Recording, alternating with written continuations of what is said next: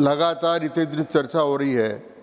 इस चर्चा में इस बार धर्म भी आ गया, संस्कृति भी आ गई, शिवजी भी आ गए, शिवजी की बारात भी आ गई, चक्रव्यूह भी आ गया, पद्मव्यूह भी आ गया। तो मैं भी इसके बारे में कुछ निवेदन करना चाहूँगा कि हमारे यहाँ 9 जून को माननीय प्रधानमंत्री जी ने शपथ ग्रहण की और 9 सूत्री बजट माननीय वित्त मंत्री जी ने यहाँ प्रस्तुत किया। तो 9 का हमारे यहाँ बहुत बड़ा महत्व। 9 सबसे बड़ा अंक है। खजाने में नव निधि होता है, नव रत्न होता है, नवदा भक्ति होती है, नवरात्र होते हैं, 9 तपा होते हैं और शरीर में 72,000 नाड़ियाँ, उनका जोड़ भी 7-2-9 होता है। हृदय को रक्त प्रवाहित करने वाली 108 नाड़ियाँ हैं, उनका जोड़ भी 9 होता है और माला के मणिये भी 108 होते हैं, उनका जोड़ भी 9 होता है। तो ये जो 9 का शगुन है, इस शगुन के आधार पर जो बजट लेकर आए हैं, अभी चर्चा चल रही थी, माननीय मोरारजी देसाई जी ने 6 बार बजट पेश किया और वो 100 साल तक जिए। अब निर्मला सीतारमण जी ने 7 बार बजट किया है, तो 2047 तक विकसित भारत और आत्मनिर्भर भारत का सपना पूरा करेंगे। यह इस 9 का और 7 का महत्व है। माननीय सभापति महोदय, मैं एक निवेदन करना चाहूँ। संसदीय लोकतंत्र की बात हुई। इस लोकतंत्र की बात में कहा गया, जब माननीय प्रधानमंत्री जी यहाँ सदन में बोल रहे थे तो उनको बोलते समय हल्ला करके वॉकआउट किया गया। भारत की लोकसभा में उनका गला घोट दिया गया, उनको बोलने नहीं दिया गया। हमारे यहाँ बहुत बड़े संत राघवाचार्य जी, एक बार मैंने उनसे एक प्रश्न पूछा था, गीता में एक शब्द आता है समाधिस्थ कह केशव, कहे केशव समाधिस्थ स्थित प्रज्ञ कौन है? तो उन्होंने मुझे कहा कि मैं समय आने पर बताऊंगा। तो जिस दिन लोकसभा की कार्रवाई हुई और कांग्रेस ने हंगामे माने प्रधानमंत्री जी को बोलने नहीं दिया, उस समय दूसरे दिन सुबह आचार्य जी का, राघवाचार्य जी का फोन आया। बोले घनश्याम क्या कर रहे हो? कुछ नहीं, प्रणाम महाराज। बोले तुम्हारे प्रश्न का जवाब देता हूँ। क्या? कि कल भारत की लोकसभा में जो हुआ उससे पता लग गया कि स्थित प्रज्ञ कौन है। नरेंद्र मोदी स्थित प्रज्ञ आदमी है, क्योंकि जो कुछ करते रहे वो निरपेक्ष भाव से जो कुछ करना है 2.5 घंटे तक भारत की संसद में बोलते रहे।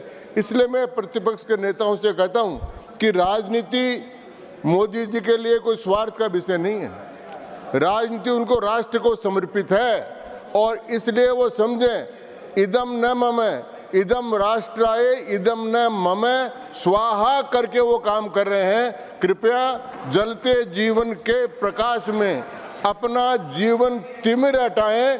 नरेंद्र मोदी की तपह ज्योति से एक एक कर दीप जलाएं। ये मैं आप लोगों से कहना चाहता हूं। ये बात है। यहाँ सभापति महोदय, 2 बहुत बड़ी बात हुई। पहली बात हुई कि ये विकसित भारत की बात करते हैं और ये करते हैं, तो वर्तमान जो बजट है उसमें 3 बड़ी बात।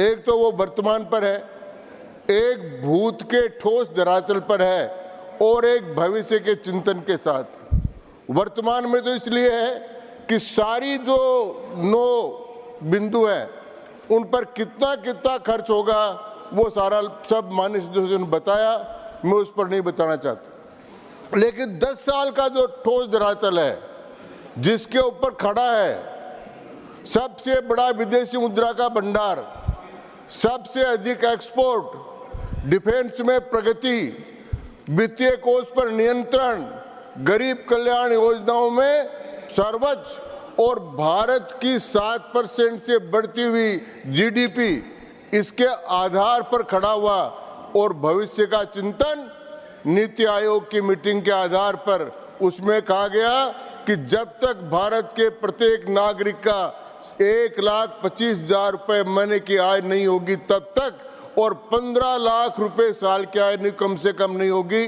तब तक विकसित भारत नहीं होगा।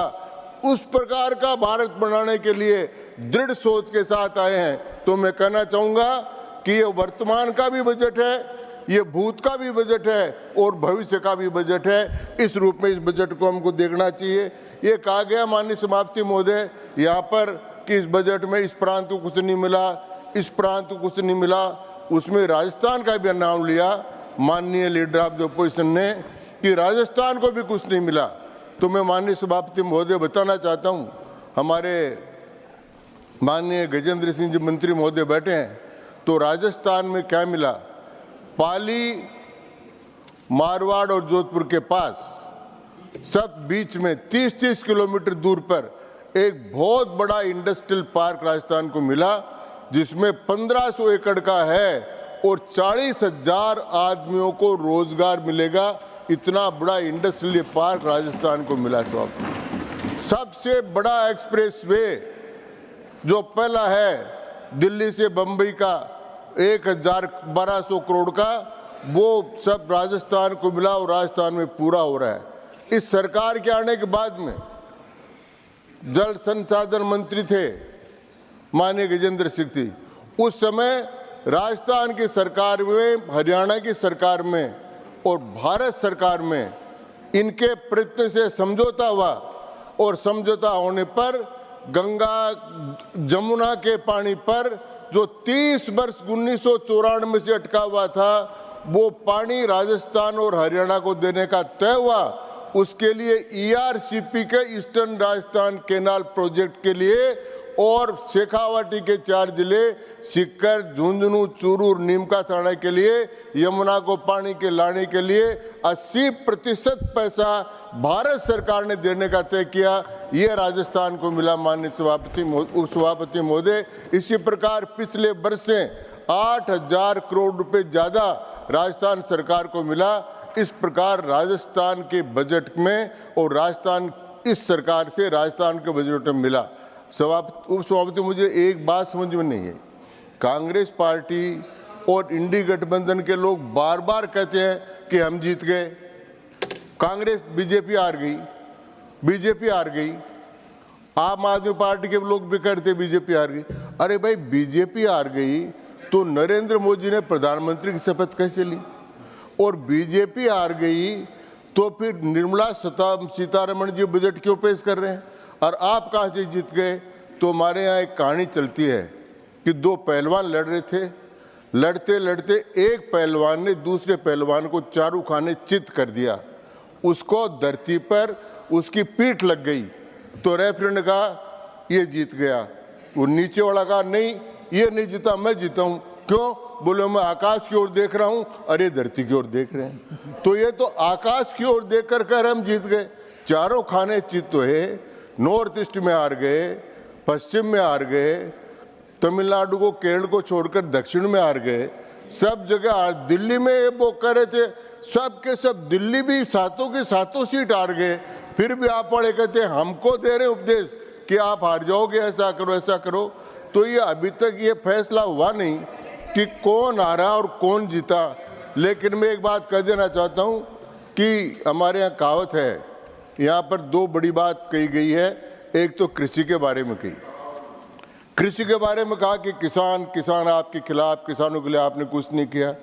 मैं उपसभापति महोदय कुछ समय पूर्व ले जाना चाहता हूँ। मैं बचपन से था, तब से पॉलिटिक्स में हूँ और मैं पढ़ता रहा हूँ। तो मैंने कांग्रेस पार्टी का भी बहुत अच्छा पढ़ा है।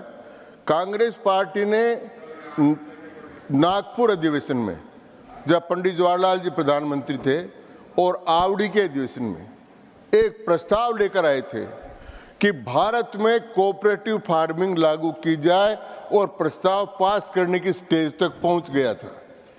वो प्रस्ताव था कि सारे किसानों का जमीनों का मालिकाना हक समाप्त कर दो और किसान का मालिकाना हक समाप्त करके वो हक सारी गांव का एक कोऑपरेटिव फार्म हो जाए।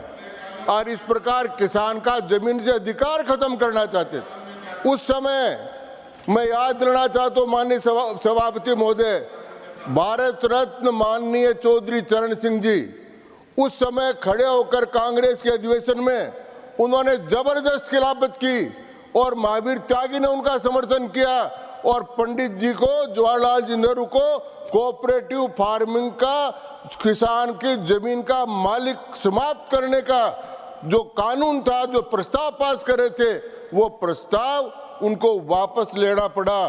अगर वो प्रस्ताव आज पास हो जाता तो एक किसान के पास 1 बीघा जमीन नहीं होती। इसलिए कांग्रेस तो शुरू से किसान के खिलाफ रही।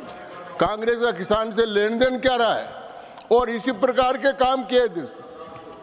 मैं सभापति महोदय, अभी चर्चा और थी किसान की, यहाँ पर महेंद्र सिंह जी टिकैत के नेतृत्व में उसी समय कांग्रेस के राज में इतना बड़ा किसान आंदोलन कांग्रेस के खिलाफ हुआ था, और कांग्रेस पार्टी ने 15 दिन तक कांग्रेस के खिलाफ आंदोलन हुआ, और कांग्रेस पार्टी को किसान विरोधी आप सुन लीजिए भाई, सुन लीजिए। हाँ, वो आए, वो काम की, और किसानों के साथ, किसान के साथ कई बार, एक बार नहीं। मैं प्रश्न पूछना चाहता हूं कांग्रेस ने कि कौन सी चीज है जो बाजार में नीलाम होती? किसी फैक्ट्री का प्रोडक्शन नीलाम होता है? कोई काम नीलाम होता है? किसान की केवल मात्र है जमीन उपज, जिसको उसको मजबूरी में लाकर नीलाम करना पड़ता है। आज समय था कि इस प्रकार की खेती को लागू की जाए। सभापति महोदय, आपने प्रमोद जी तिवारी को कहा था कि सर्टिफाइड फार्मर नहीं है, लेकिन मुझे आपने और सुरजेवाला जी ने दोनों ने सर्टिफाइड फार्मर घोषित किया हुआ। नहीं मान्यवर, मैंने आपको राजस्थान विधानसभा में भी सर्टिफाइड फार्मर घोषित किया आज से 30 साल पहले। किया। तो मैं सर्टिफाइड फार्मर हूं, और इसलिए मैं कहना चाहता हूं,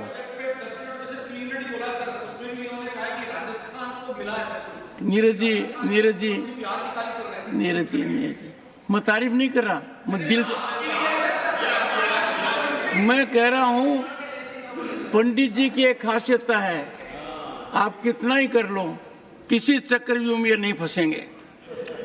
नहीं किसान को चक्रव्यूह में फंसने देंगे, नहीं किसान को भी नहीं फंसने देंगे। और दूसरी मैं निवेदन करना चाहता हूं सभापति महोदय कि जब किसान की बात करते हैं, और अभी कह रहे थे साहब ये जाति जनगणना करो, मुझे एक बात ध्यान आ रही है कि अभी जब माननीय राष्ट्रपति महामहिम राष्ट्रपति महोदय नई चुनाव लोकसभा के बाद में आए थे भाषण देने के लिए, तो मैं जयराम जी आपको ध्यान आकर्षित करना चाहता हूँ, आगे तो चल रही थी महामहिम राष्ट्रपति द्रौपदी मुर्मू जी शेड्यूल ट्राइब से हैं, उनके पीछे चल रहे थे महामहिम उपराष्ट्रपति महोदय जगदीप धनखड़ जी, वो ओबीसी से हैं, उनके पीछे चल रहे थे माननीय प्रधानमंत्री जी, वो ओबीसी से हैं, और मैं बेचारा गरीब ब्राह्मण इनकी आरती उतार रहा हूँ। इससे ज़्यादा और हमारा आप क्या करना चाहते थे मुझे बताओ। मैं कांग्रेस को कहता हूँ और इससे ज़्यादा वो हमारा क्या करना चाहते थे। तो एक फिर हलवे पर आ गए,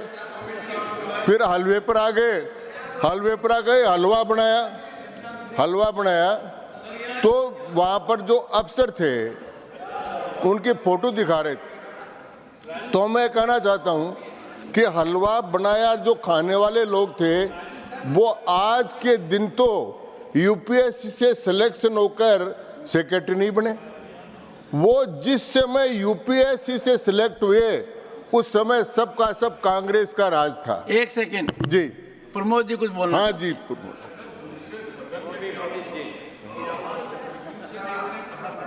अच्छा, मतलब ये है कि चक्रव्यूह शब्द कॉपीराइट हो गया है जी।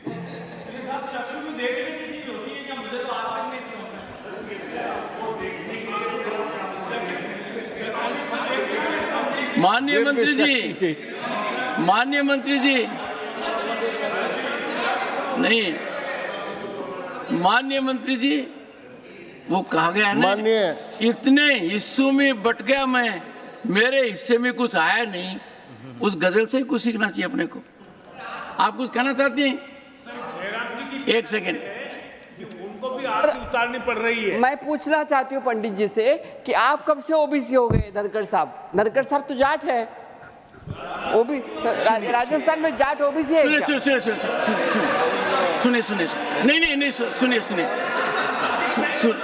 नहीं सुनिए मैं सदन को ज्ञानवर्धन करना चाहता हूं कि आवश्यकता नहीं पड़ी कभी ये कहने की, पर कह रहा हूं कि मैं जाट जाति से हूं and I am proud to belong this caste, और यह जाति राजस्थान में ओबीसी में है एंड सेंट्रल स्टेट पर भी ओबीसी में है। नहीं, मैं जानता हूं आपने रिश्तेदारी की ये सोचकर किया है, तो मैं आप तो जाटों से वाकिफ हैं। सभापति महोदय,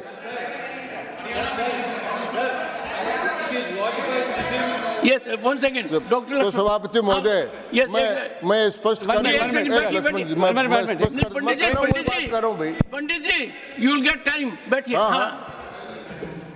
ये वाजपेयी जी के ज़माने में है, पहली बार राजस्थान के जाट को ओबीसी सूची में वो जमा किया गया, और सेंट्रल लिस्ट में भी जाट ओबीसी है, क्योंकि कांग्रेस वाले को कौन ओबीसी है कौन एससी है ये एसटी है पता नहीं, उनका नेता को भी ओबीसी के बारे में कुछ जानकारी ही नहीं है।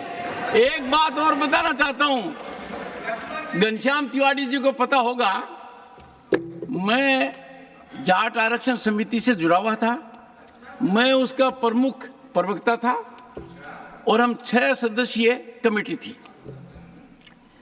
हम माननीय अटल बिहारी वाजपेयी से मिले और जो कहा सो हो गया, पर यूं ही दिल्ली से जारी हुआ, तत्कालीन राजस्थान के मुख्यमंत्री और राजस्थान के उप मुख्यमंत्री जैसलमेर बाड़मेर में थे, वो ताबड़तोड़ से हवाई जहाज से आए और कर दिया स्टेट लेवल के ऊपर। राजस्थान वो प्रांत है जहां जाटों को पहले सेंट्रल लेवल पर मिला, स्टेट पर बाद में मिला, और मैं तो उस पार्टी का सदस्य रहा हूं, तब आपकी पार्टी थी और मेरी पुरानी पार्टी थी, तो समझ गए ना मेरी बात है। और फिर सुनिए, उसमें भी कुछ कानूनी खामी रख दी, तो मुकदमा कई साल तक चलता रहा, वकालत की मैंने उच्च न्यायालय में, उस बारे में निर्णय करनी पड़ी, पर कितनी कमी रख दो चाहिए, किसान चक्रव्यूह में नहीं फंसेगा, ऊपर वाले की कृपा है। पंडित जी। सभापति महोदय, मैं निवेदन कर, पंडित जी एक सेकंड, जयराम जी खड़े होकर और बोलिए क्या बोलना चाहते हैं। मिनट एक्स्ट्रा हो गया पंडित जी को सर, सिर्फ 4 ही हुए ना, डोंट बोदर।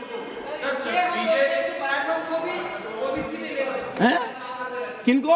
मराठा इन महाराष्ट्र। अच्छा, नीरज बोलो। सर बीजेपी तो पूरा ही एक चक्रव्यूह है जिसमें सब फंसे हुए हैं। ना वहाँ तो कुछ और ही बात हो रही थी। सर आदरणीय गजेंद्र सिंह जी कह रहे थे कि चक्रव्यूह तो समझने की चीज है, इसीलिए वो समझ रहे हैं उसको। देखिए, एक सुझाव दूंगा छोटा सा और बिना फीस के, माननीय गजेंद्र सिंह जी से उलझने से पहले सोच लेना, ठीक है? ये मैं सुझाव दे रहा हूं। पंडित जी।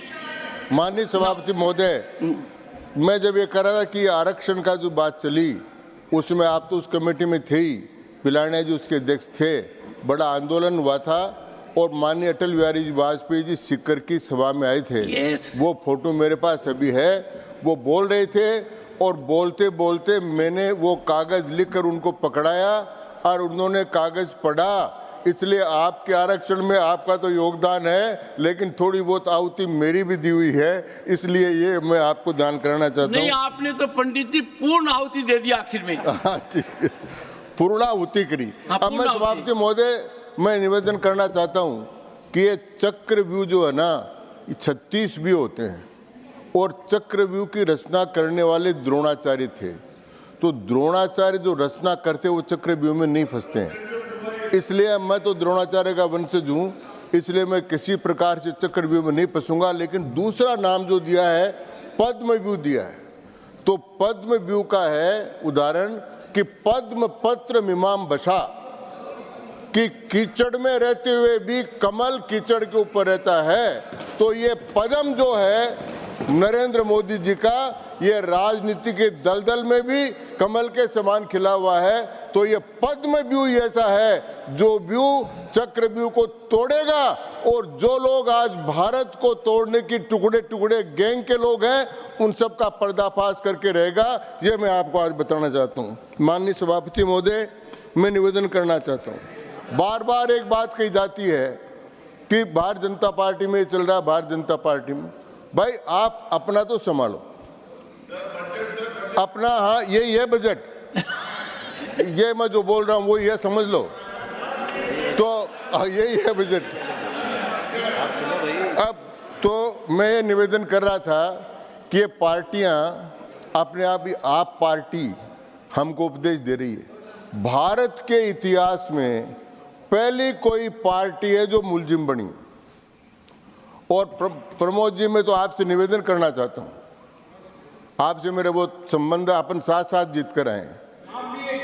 हाँ, तो मैं उनसे निवेदन करना चाहता हूं कि आपके जो पास बैठते हैं, तो वो जो पास बैठते हैं उनसे बचकर रहें, क्योंकि उन्होंने एक फार्मूला तय कर रखा है कि जो उनके साथ संस्थापक सदस्य थे उन सबको एक एक करके बाहर निकाल दिया, चाहे वो शांति भूषण थे, चाहे वो शांति भूषण थे, चाहे वो देवेंद्र यागेंद्र यादव थे या और भी थे, और जो बच गए उनको अंदर भेज दिया। बाकी एक दो जमानत पर है। अब अगर आप पास बैठे तो मुझे बहुत चिंता है, इसलिए कम से कम आप उनसे बचकर रहे। और सभापति महोदय, ये जो जाति गणना की, जातिवाद की बात करते हैं, मैं कहना चाहता हूं कि ये पारिवारिक प्रजातांत्रिक सामंतशाही पार्टियां हैं। 7 डीएम के परिवार के 7 लोग मेंबर हैं, और मैं माननीय राम गोपाल जी नहीं हैं, उनको तो मैं बहुत धन्यवाद देना चाहता हूं। उन्होंने बजट ये कह रहे हैं। हाँ, मैं बोल लूंगा। माननीय पंडित जी, वहाँ जो राम गोपाल जी हैं उनको मैं धन्यवाद देना चाहता हूँ। उन्होंने समाजवादी पार्टी के नाम का पूरा वर्णन करके काम पूरा किया है। नाम है समाजवादी, मानी समाजवाद में, और परिवार के ही 5 आदमियों को चुनकर लोकसभा राज्यसभा में बैठा दिया। तो समाजवाद में और परिवार पहले, यह समाजवादी पार्टी का काम उन्होंने पूरा करके बता दिया। तो ये जो इंडी गठबंधन है, ये गठबंधन नहीं है, पारिवारिक प्रजातांत्रिक सामंतवादी पार्टियों का गठबंधन। दूसरा मैं निवेदन करना चाहता हूं कि हमारे प्रतिपक्ष के नेता महोदय हैं, उनका बहुत आदर करता हूं, वरिष्ठ भी है, मल्लिकार्जुन नाम है, श्री सेलम मल्लिकार्जुनम शिव जी का नाम है। शिव जी एकमात्र ऐसे देवता है जिनकी प्राण प्रतिष्ठा में पूरे परिवार की प्रतिष्ठा होती, और देवताओं की नहीं होती। तो इन्होंने भी अपने पूरे परिवार की राजनीति में प्राण प्रतिष्ठा करा दी।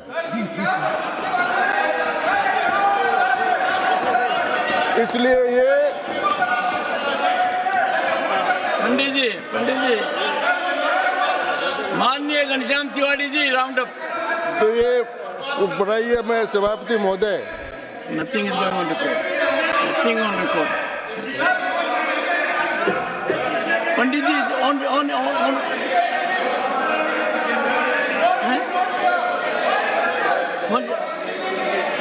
Can any one of you speak? एक बोले जरा सर, ये शीशे के घर में देखता रहता है। बैठिए। Let Pramod Tiwari ji speak. नहीं, no, you are intimidating your deputy leader. What is this? You are intimidating your deputy leader. I am giving him permission. To speak, and you are intimidating him. No, what is this? No, I am so sorry. सभापति महोदय, ये लोकतंत्र और संविधान की बात करते हैं। ये अभी नीट की बात कर रहे थे। ये नीट की बात करते समय कह रहे थे कि ये राज्यों का विषय है। ये 42वां संविधान संशोधन जाकर शिक्षा को समवर्ती सूची में लाने का काम कांग्रेस और डीएम की पार्टी ने मिलकर किया और इसी कारण से स्थिति पैदा हो रही है। ये 42वां संविधान संशोधन किया, ये संविधान के रक्षक बन रहे। हम हैं संविधान सेनानी। आपातकाल में आपको ध्यान है मैं मुक्तभोगी हूं, मुझे पकड़ा गया, मारा गया, मारते हुए जाकर जेल में डाला गया।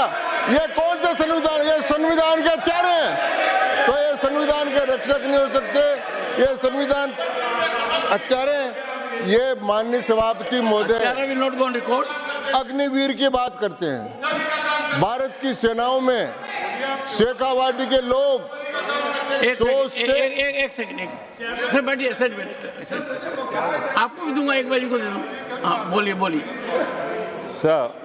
बोलेंगे। माननीय एलओपी के लिए जिन शब्दों का प्रयोग किया है, या तो स्वयं वापस ले लें या आप कार्रवाई से निकाल दें, वरना इनकी पार्टी का अगर मैं सजरा खोलूंगा तो अंग्रेजों के जमाने से मुखबिरी करते हुए आज तक करते आ रहे हैं सर। तो ये बात तो बहुत दूर तक, ये बात बहुत दूर तक जाएगी, बहुत दूर तक जाएगी। सभापति महोदय, नंबर एक, इसमें कोई विवाद नहीं है। सुनिए, इसमें कोई विवाद नहीं है। माननीय मल्लिकार्जुन खड़गे जी अत्यंत सम्मानित हैं।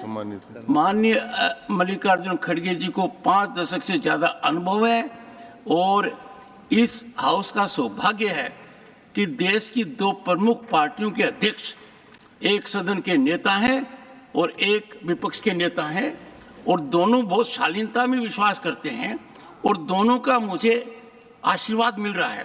पंडित जी, राउंड अप। तो मैं सभापति महोदय मैं कहना चाहता हूं,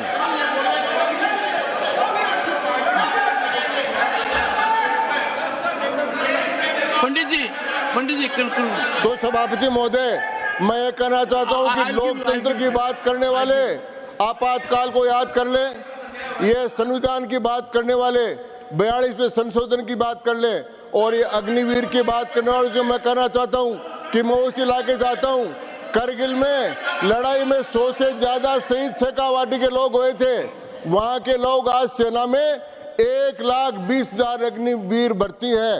10 राज्यों में भारतीय जनता पार्टी ने उनको वो रिजर्वेशन दिया है, कांग्रेस पार्टी ने एक भी राज्य में उनको रिजर्वेशन नहीं दिया। तो अग्निवीर की स्कीम सेना को मजबूत करने ले, सेना का शौर्य बढ़ाने के लिए और नवयुवकों का जीवन दान देने के लिए है। किसानों के बारे में, संविधान के बारे में, लोकतंत्र के बारे में इन्होंने जितनी बात कही है वो सारी बेमानी बातें हैं। और ये जो आप बजट है, ये भविष्य का भी बजट है, वर्तमान का भी बजट है और भूत का भी बजट है। इन शब्दों के साथ मैं इसका बहुत स्वागत करता हूं और आपने समय दिया इसके लिए बहुत बहुत धन्यवाद। Thank you. Sit down. 1 second Rajiv ji, एक तो सर मैं ये कहना चाह रहा हूँ, एक तो let the temperature be down and briefly मैं उनकी बात मान लेता हूँ 1 मिनट के, लेकिन ये अगर हम लिस्ट दें उनको कि भाजपा में कितने परिवारवाद के लोग हैं तो आप जवाब नहीं दे पाएंगे। आपने श्री महेंद्र भट्ट